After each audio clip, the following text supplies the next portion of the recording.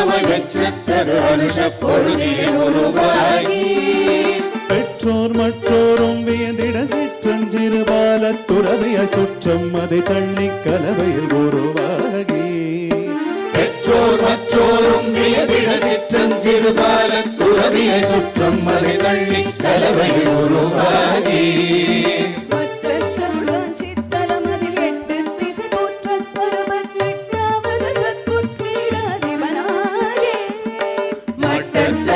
சித்தலமதில் 8 திசை போற்ற 68வது சத்குரு பீடாதிபதி இச்சைகளை வென்று இடைதனில் கச்சை என காவி துணியொடு உச்சத்தவ வெள்ளம் மூழ்கிய துறவாகி